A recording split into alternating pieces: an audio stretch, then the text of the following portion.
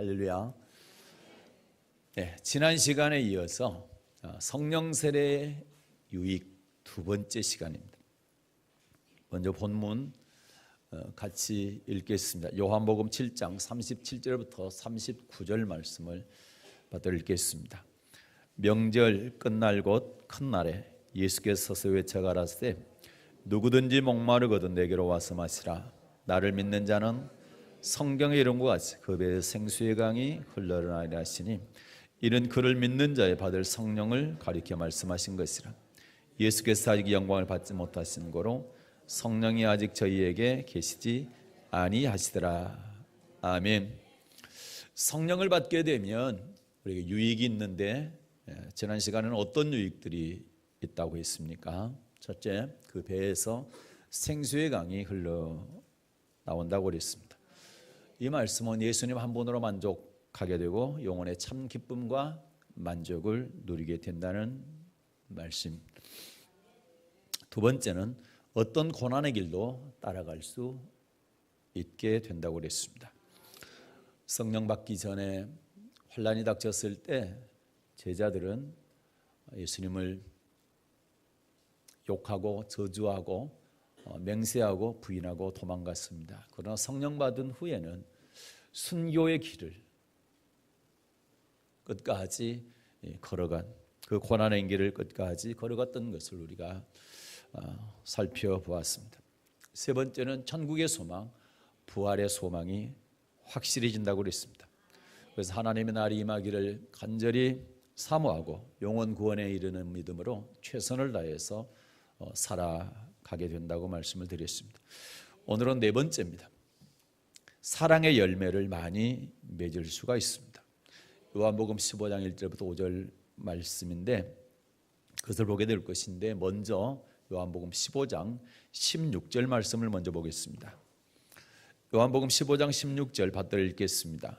너희가 나를 택한 것이 아니요 내가 너희를 택하여 세웠나니 이는 너희로 가서 과실을 맺게 하고 또 너희 과실이 항상 있게 하여 내 이름으로 아버지께 무엇을 구하든지 다 받게 하려 함이니라. 아멘. 너희가 나를 택한 것이 아니고 내가 너희를 택하여 세웠나니. 이 말씀은 하나님이 세상을 이처럼 사랑하사 독생자를 주셨으니 요한복음 3장 16절 말씀과 동일한 말씀. 성령으로 아니하고는 누구든지 예수를 주시라 할 수 없느니라. 고린도서 12장 3절 말씀과 동일한 말씀입니다. 우리가 먼저 주님을 택한 것이 아니라 주님께서 먼저 우리를 택하셨다는 것입니다. 그러면 예수님께서 우리를 택하신 이유가 무엇입니까? 그 이유는 너희로 가서 과실을 맺게 하고 또 너희 과실을 항상 잊게 하여 우리로 하여금 과실을 맺게 하고 그 과실이 항상 있게 하기 위해서 예수님께서 우리를 택하셨다는 것입니다. 그러면 그 과실은 무엇을 의미합니까? 17절에 그 답이 있습니다. 요한복음 15장 17절 받들어 읽겠습니다. 내가 이것을 너희에게 명함은 너희로 서로 사랑하게 하려 함이로라. 아멘. 그 과실이 뭡니까? 예수님께서 우리를 택하셔서 그 과실을 맺게 하고 항상 그 과실이 있게 하는 그 과실이 뭡니까? 사랑의 과실입니다. 사랑의 과실을 맺게 하기 위해서 주님께서는 우리를 택하셨다는 것입니다. 그럼 우리는 이 사랑의 과실을 어떻게 맺을 수가 있습니까? 로마서 5장 5절 말씀입니다. 로마서 5장 5절 말씀에 보면 이렇게 말씀하시죠. 받들어 읽겠습니다. 소망이 부끄럽게 아니하면 우리에게 주신 성령으로 말미암아 하나님의 사랑이 우리 마음에 부은 바 됨이니. 우리에게 주신 뭘로 말미암아요? 성령으로 말미암아. 성령으로 말미암아 하나님의 사랑이 우리 마음에 부은 바 됩니다. 이렇게 말씀하고 있습니다. 다시 말해서 성령으로 말미암아 하나님께서 우리를 사랑하신 그 사랑, 독생자 예수 그리스도를 이 땅에 보내셔서 우리를 대신해서 십자가에 피 흘려 죽게 하신 그 사랑을 체험적으로 알게 하신다는 것입니다.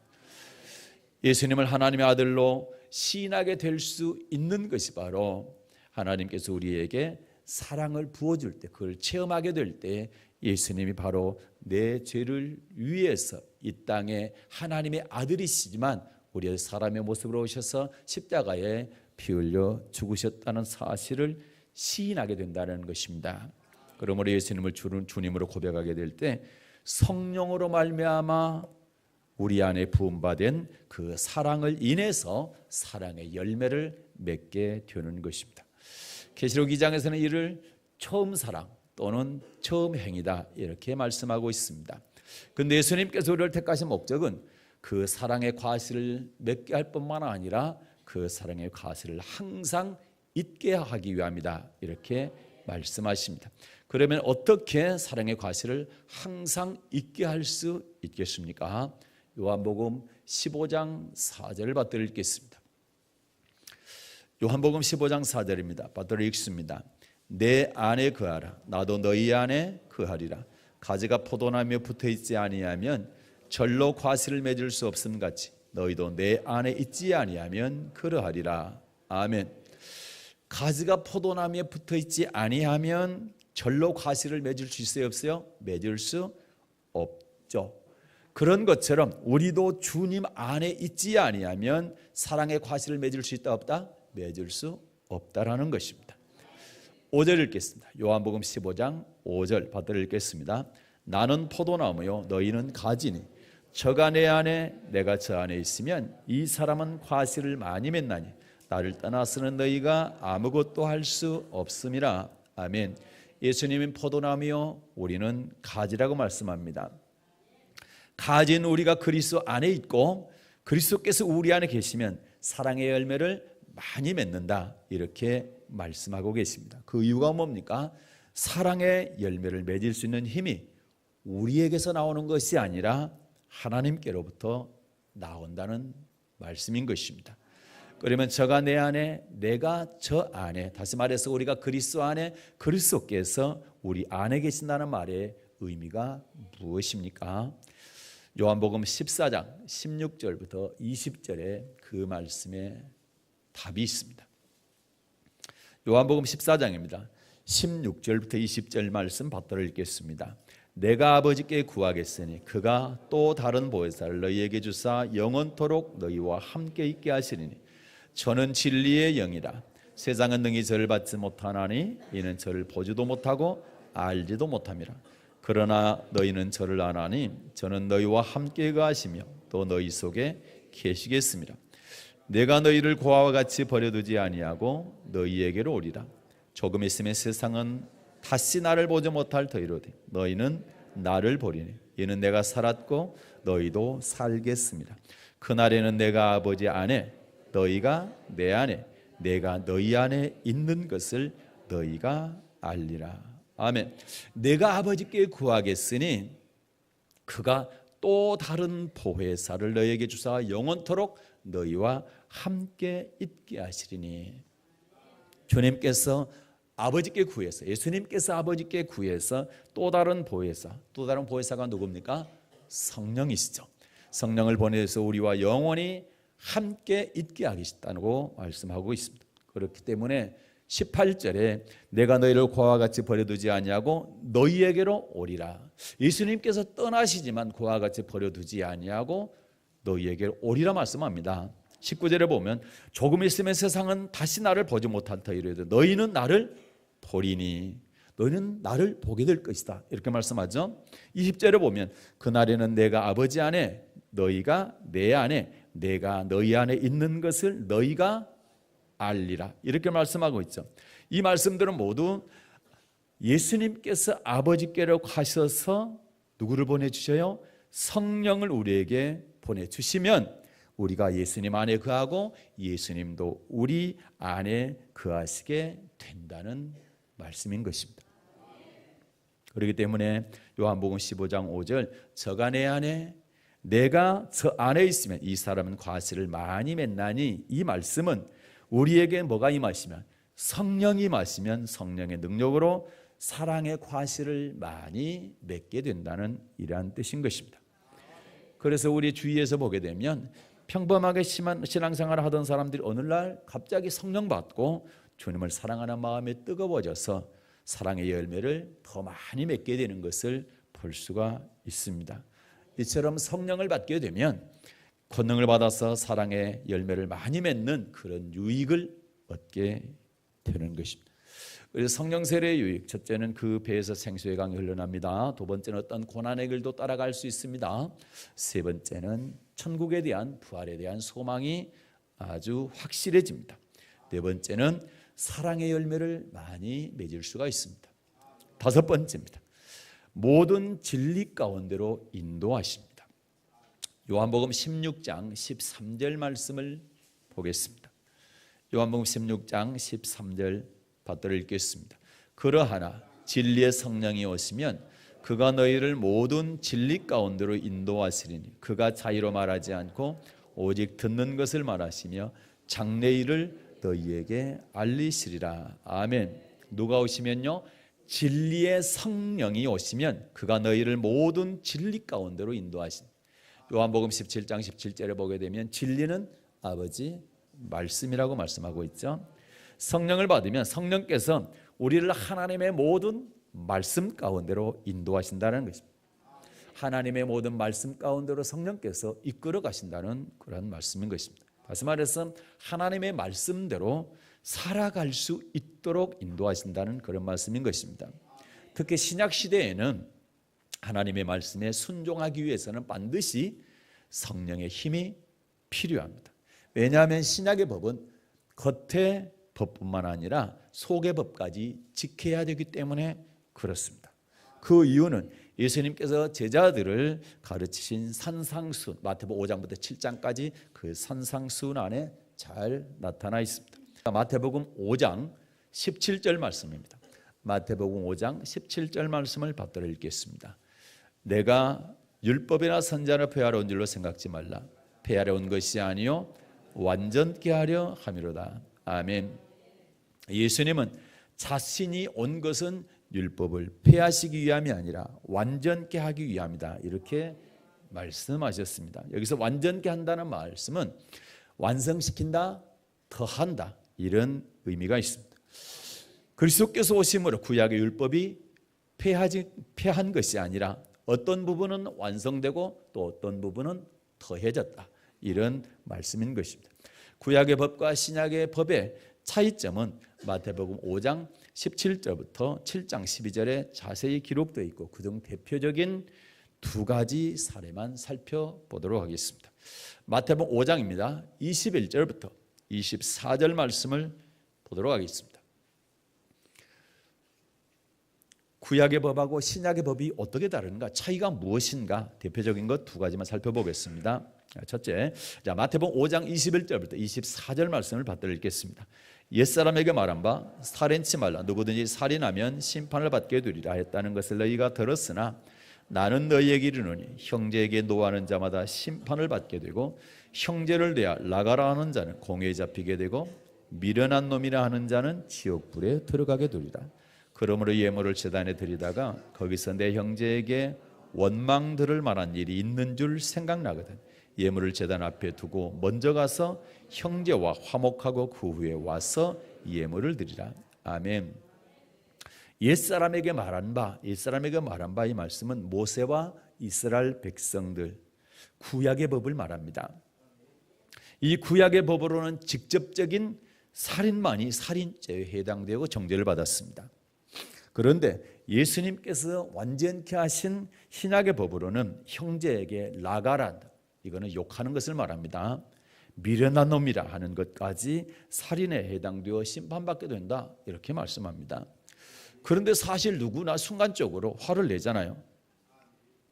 또 형제한테 욕을 할 수도 있잖아요. 그렇지만 그와 같이 형제에게 원망 들을 만한 일을 하고도 용서를 구하지 않고 화목하지 않는다면 그것은 살인죄가 된다는, 그래서 심판을 받게 된다, 그런 말씀인 것입니다. 또 간음하지 말라는 계명에 있어서 구약과 신약은 크게 차이가 납니다. 마태복음 5장 27절부터 32절 말씀을 받들어 읽겠습니다. 또 간음치 말라 했다는 것을 너희가 들었으나 나는 너희에게 이르노니 여자를 보고 음욕을 품는 자마다 마음에 이미 간음하였느니라. 만일 내 오른눈이 너로 실족해 하거든 빼어 내버리라. 내 백체 중 하나가 없어지고 온몸이 지옥에 던지우지 않는 것이 유익하며 또한 만일 내 오른손이 너로 실족해 하거든 찍어 내버리라. 내 백체 중 하나가 없어지고 온몸에 지옥에 던지우지 않는 것이 유익하니라. 또 일러스되 누구든지 아내를 버리거든 이혼 증서를 줄 것이라 했으나 나는 너희에게 이르노니 누구든지 음행한 연고 없이 아내를 버리면 이는 서로 간음하게 하며 또 누구든지 버린 여자에게 장가드는 자도 간음함이니라. 아멘.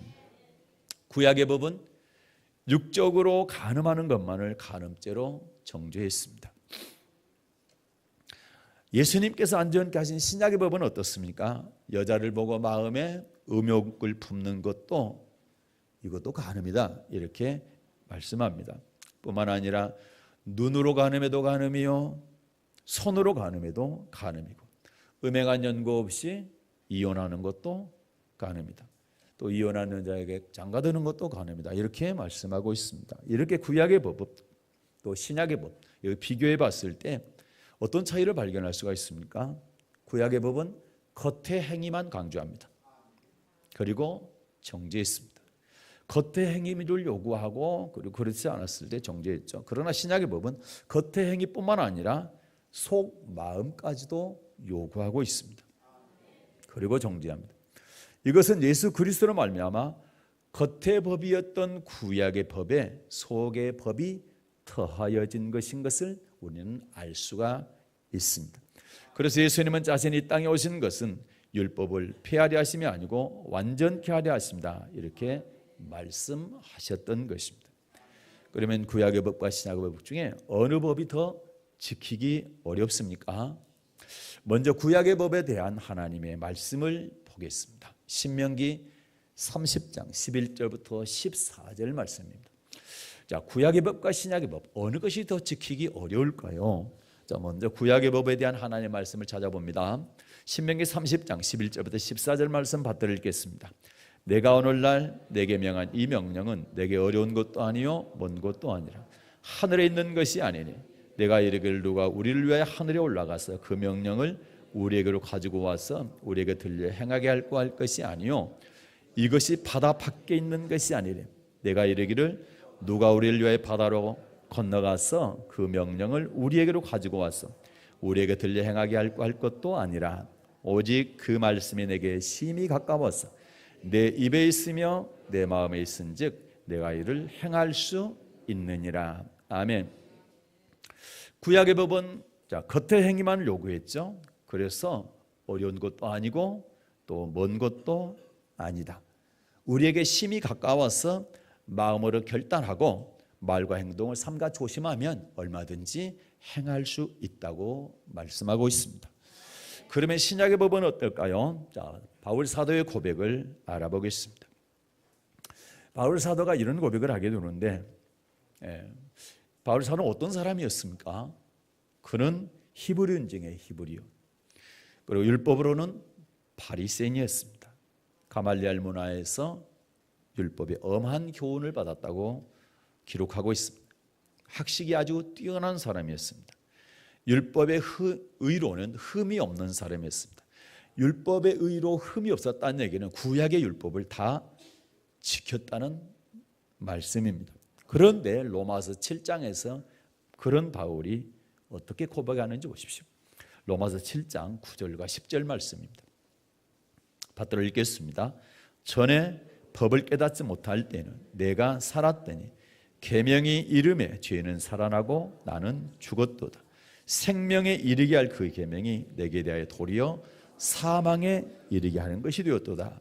아멘. 이 말씀에서 법, 계명 이것은 완전케 한 신약의 법을 말씀하고 있습니다. 하나님의 법은 우리를 뭐에 이르게 합니까? 생명에 이르게 합니다. 그런데 그 법을 지킬 수 없기 때문에 생명에 이르게 하는 그 법을 지킬 수 없기 때문에 생명에 이르게 할 그 법, 그 계명이 도리어 사망에 이르게 했다고 고백하고 있는 것입니다. 14절과 15절 말씀도 받들어 읽겠습니다. 우리가 율법은 신령한 줄 알거니와 나는 육신에 속하여 죄 아래 팔렸도다. 나의 행하는 것을 내가 알지 못하노니 곧 원하는 이것은 행하지 아니하고 도리어 미워하는 그것을 함이라. 아멘. 사도 바울은 율법은 신령한 줄을 알지만 자신은 육신에 속해서 죄 아래 팔렸다, 이렇게 고백을 합니다. 여기서도 바울이 말한 율법은 역시 구약의 율법이 아니라 신약의 율법, 예수님께서 완전케 하신 신약의 율법을 말합니다. 구약의 율법으로 흠이 없었던 사도 바울, 그런데 신약의 법, 속의 법을 깨닫고 나니까 자신의 힘으로 속의 법을 절대 지킬 수 없다고 고백하고 있는 것입니다. 16절부터 20절 말씀 받아 읽겠습니다. 만일 내가 원치 아니하는 그것을 하면 내가 이로 율법의 선한 것을 시인하노니 이제는 이것을 행하는 자가 내가 아니요 내 속에 거하는 죄이니라. 내 속 곧 내 육신에 선한 것이 거하지 아니하는 줄을 아노니 원함은 내게 있으나 선을 행하는 것은 없노라. 내가 원하는 바 선은 하지 아니하고 도리어 원치 않은 바 악은 행하는도다. 만일 내가 원치 아니하는 그것을 하면 이를 행하는 자가 내가 아니요 내 속에 거하는 죄이니라. 아멘. 선한 것이 뭡니까? 하나님의 말씀을 말합니다. 이 선한 것, 하나님의 말씀, 하나님의 율법을 지켜 행하기 원하는 것이 내 속의 마음이라는 것이죠. 그런데 내가 그걸 원하는데 선은 행하지 아니하고 뭐만 행한다? 악을 행한다는 거죠. 이게 너무 바울에게는 고통인 것입니다. 21절부터 23절도 보겠습니다. 그러므로 내가 한 법을 깨달았노니 곧 선을 행하기 원하는 나에게 악이 함께 있는 것이로다. 내 속사람으로는 하나님의 법을 즐거워하되 내 지체 속에서 한 다른 법이 내 마음의 법과 싸워 내 지체 속에 있는 죄의 법 아래로 나를 사로잡아 오는 것을 보는도다. 아멘. 내 속사람은 날마다 하나님의 법을 즐거워하고 그 법대로 순종하려고 합니다. 그런데 내 지체 속에 있는 또 다른 법이 있다라는 거죠. 그 다른 법이 뭡니까? 죄의 법입니다. 그런데 내 마음의 법과 이 죄의 법이 서로 싸우는데 누가 이기는 거예요? 이 죄의 법이. 그래서 나로 하여금 선을 행하지 아니하고 악을, 다시 말해 죄를 짓게 만들더라는 것입니다. 이처럼 우리 안에는 하나님의 법을 즐거워하는 마음의 법과 죄의 법을 따르는 육신, 다시 말해서 우리 죄에 약된 그 본성이 우리 안에 서로 싸우고 있다는 것입니다. 이 말씀을 갈라디아서 5장 16절 이하에 아주 잘 표현하고 있습니다. 갈라디아서 5장입니다. 16절부터 18절 말씀을 받들어 읽겠습니다. 내가 이르노니 너희는 성령을 쫓아 행하라. 그리하면 육체의 욕심을 이루지 아니하리라. 육체의 소욕은 성령을 거스리고 성령의 소욕은 육체를 거스리나니 이 둘이 서로 대적하므로 너희 원하는 것을 하지 못하게 하려 함이니라. 너희가 만일 성령의 인도하시는 바가 되면 율법 아래 있지 아니하리라. 아멘. 우리 속에는 육체의 소욕과 성령의 소욕이 날마다 싸우고 있다는 것이죠. 육체의 소욕이 강하면 성령의 소욕이 약해지고 반대로 성령의 소욕이 강하면 육체의 소욕이 약해진다는 것입니다. 그렇기 때문에 우리 속사람이 육체의 소욕, 곧 죄악된 본성과 싸워 이기고 마음의 법을 지킬 수 있게 하기 위해서는 날마다 뭘로요? 성령으로 충만해서 성령의 인도하심을 받아야 된다. 이렇게 말씀하고 있습니다.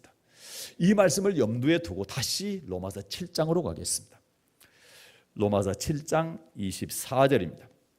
받들어 읽겠습니다. 오호라 나는 곤고한 사람이로다. 이 사망의 몸에서 누가 나를 건져내랴. 아멘. 사도 바울은 완전케 된 신약의 법을 지킬 수 있어요, 없어요? 지킬 수가 없어. 그래서 사망에 이를 수밖에 없는 자신의 처지를 마치 사형을 언도받은 죄수가 자신의 힘으로는 사형틀에서 이 죽음에서 도저히 피할 수가 없는 것과 비교하고 있습니다. 다시 말해서 자신의 속사람이 날마다 육신에게 져서 원치 아니하는 악을 행하고 있으니 누군가 도움이 없으면 결국에 사망에 이를 수밖에 없다. 내가 지옥 갈 수밖에 없다. 이렇게 탄식하고 있는 것입니다. 그러나 다음 말씀에 보게 되면 이 바울 사도가 주 예수 그리스도를 인하여 예수 그리스도를 말미암아 하나님께 감사한다, 이런 고백을 하게 됩니다. 25절입니다. 받들어 읽겠습니다. 우리 주 예수 그리스도를 말미암아 하나님께 감사하리라. 그런즉 내 자신의 마음으로 하나님의 법을, 육신으로는 죄의 법을 섬기노라. 아멘. 그러면 생명에 이르게 할 계명이 도리어 내게 사망이 되었다. 오라 나는 곤고한 자다. 이 사망의 몸에서 누가 나를 건져내랴. 이렇게 탄식하던 바울 사도가 이렇게 하나님께 감사하게 된 이유가 뭘까요? 그게 바로 로마서 8장 1, 2절 말씀입니다. 이 말씀 때문에, 이것 때문에 바로 바울 사도가 하나님께 감사한 것입니다. 로마서 8장 1, 2절 받들어 읽겠습니다. 그러므로 이제 그리스도 예수 안에 있는 자에게는 결코 정죄함이 없나니 이는 그리스도 예수 안에 있는 생명의 성령의 법이 죄와 사망의 법에서 너를 해방하였습니다. 아멘. 자, 생명의 성령의 법이 죄와 사망의 법에서 우리를 해방하였으므로 그리스도 예수 안에 있는 자에게는 결코 정죄함이 없다, 이렇게 말하고 있습니다. 이 의미를 3절과 4절을 통해서 아주 자세하게 이해할 수가 있습니다. 로마서 8장 3, 4절입니다. 받들어 읽겠습니다.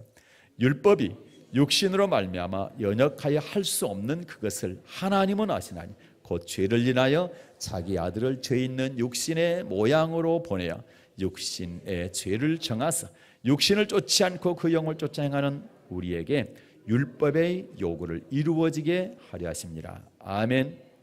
내 마음으로는 하나님의 법을 즐거워하되 내 지체 속에는 한 다른 법, 지체 속에 다른 법은 뭡니까? 죄의 법이죠. 이 육신의 법. 그런데 두 법이 내 속에서 항상 싸워요. 그런데 이기는 것은 누가 이긴다? 죄의 법이 이기더라는 것이죠. 그래서 늘 내가 죄의 법 아래 사로잡혀 가더라는 것이죠. 그래서 결국 내가 죽을 수밖에 없다, 사망에 이를 수밖에 없다, 이렇게 한탄했습니다. 그런데 하나님께서 그의 아들 예수 그리스도로 말미암아 뭘 우리에게 보내주셨다? 성령을 보내주셨다. 그래서 여기서는 생명의 성령의 법, 생명의 성령의 법, 곧 진리의 성령을 보내주셔서 우리 힘으로 지킬 수 없었던 속의 법을 지킬 수 있게 해주시더라는 겁니다. 그래서 사망에 이르지 아니하고 생명에 이르게 되게 되더라는 것입니다. 사도 바울이 놀라운 은혜를 깨닫고 주 예수 그리스도로 말미암아 하나님께 감사한 것입니다. 이처럼 구약의 법과 또 신약의 법, 이건 서로 많은 차이가 있습니다. 구약의 법은 겉의 법, 그런데 신약의 법은 구약의 겉의 법 더하기 속의 법이 더해졌습니다. 구약의 법, 겉의 법에다 속의 법이 더해진 법이기 때문에 바울 사도의 고백처럼 우리의 의지와 노력만으로는 지킬 수가 없다라는 것이죠. 그러나 지킬 수 있는 방법이 있는데 그것은 하나님께서 보내주신 보혜사, 곧 진리의 성령을 받게 되면 그분이 우리를 모든 진리 가운데, 말씀 가운데로 인도하셔서 속의 법까지도 지킬 수 있게 해 주시는 것입니다. 그래서 요한일서 5장 3절에 보게 되면 그의 계명들, 곧 신약의 계명들 역시 무거운 것 아니라고 말씀하는 겁니다. 성령을 받게 되면 권능을 받아서 예수님께서 완전케 하신 신약의 법, 곧 우리 힘으로 결코 지킬 수 없는 속의 법까지도 지킬 수 있는 유익을 얻게 되는 것입니다. 성령 세례 유익, 첫째는 그 배에서 생수의 강이 흘러납니다. 두 번째는 어떤 고난의 길도 따라갈 수 있습니다. 세 번째는 천국에 대한 소망이 확실해집니다. 네 번째는 사랑의 열매를 많이 맺을 수가 있습니다. 다섯 번째는 모든 진리의 말씀 가운데로 인도해 주십니다. 여섯 번째입니다. 사도의 가르침을 더 잘 받게 됩니다.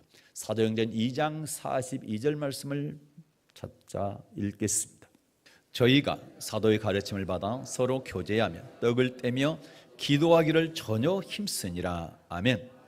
자, 오순절에 보혜사 성령을 받고 시작된 초대교회 성도들은 사도의 가르침을 받아 서로 교제하고 떡을 떼며 기도하기에 전무했습니다. 이와 같이 성령이 우리에게 임하시면 사도의 가르침, 다시 말해서 주의 종의 가르침을 잘 받게 된다는 말씀인 것입니다. 하나님께서 선지자 곧 주의 종을 세우신 목적이 뭡니까? 그 배경을 신명기 18장에 기록하고 있습니다. 신명기 18장으로 가겠습니다. 15절부터 18절 말씀입니다. 신명기 18장 15절부터 18절 말씀 받들어 읽겠습니다. 내 하나님 여호와께서 너희 중 내 형제 중에서 나와 같은 선지자 하나를 너를 위하여 일으키리니 너희는 그를 들을지니라. 이것이 곧 내가 총회의 날에 호렙산에서 너희 하나님 여호와께 구한 것이라. 곧 내가 말하기를 나로 다시는 나의 하나님 여호와의 음성을 듣지 않게 하시고 다시는 이 큰 불을 보지 않게 하소서. 두렵건대 내가 죽을까 하나이다 하며 여호와께서 내게 이르시되 그들의 말이 옳도다.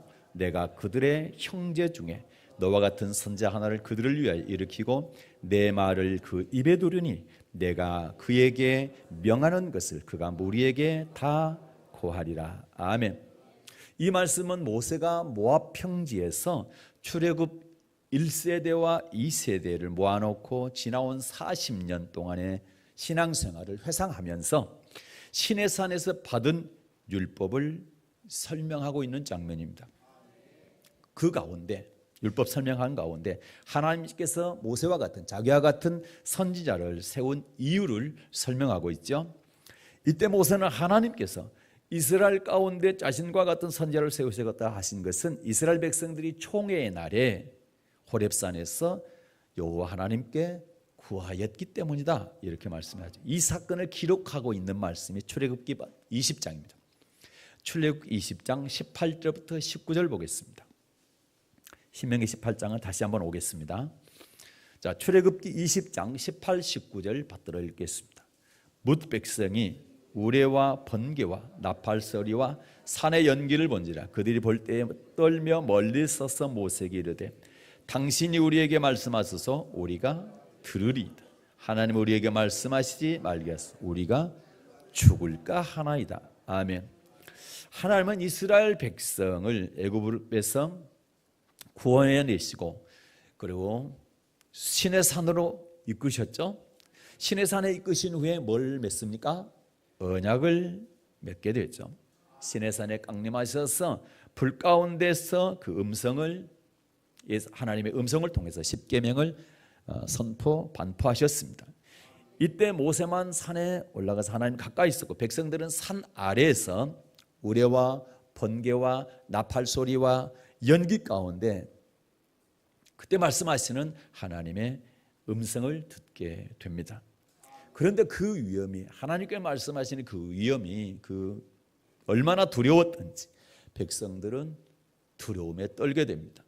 그래서 뭐라고 말합니까? 우리가 죽을 까닭이 뭡니까? 하나님이 우리에게 말씀하시지 말게 하시고 모세 당신이 대신 듣고 우리에게 전해 주십시오. 그러면 우리가 다 준행하겠습니다. 순종하겠습니다. 이렇게 말을 하게 됐죠. 이 같은 백성들의 말에 대해서 하나님께서는 어떻게 말씀하셨어요? 다시 신명기 18장입니다. 신명기 18장 17절 19절 받들어 읽겠습니다. 여호와께서 내게 이르시되 그들의 말이 옳도다.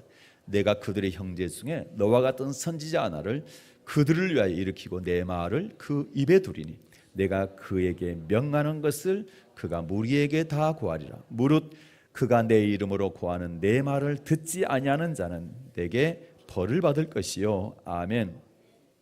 하나님께서는 백성들의 말을 어떻게 했어요? 옳게 여기셨죠? 이후부터는 모세와 같은 선지자를 세워서 그 입에 하나님의 말씀을 두어서 백성에게 전하게 하시겠다, 이렇게 말씀하셨습니다. 그리고 그 선지자의 입에서 선포되는 하나님의 말씀을 듣지 않은 자는 뭐 하겠다는 거예요? 벌을 주겠다, 벌하겠다, 이렇게 말씀하셨죠.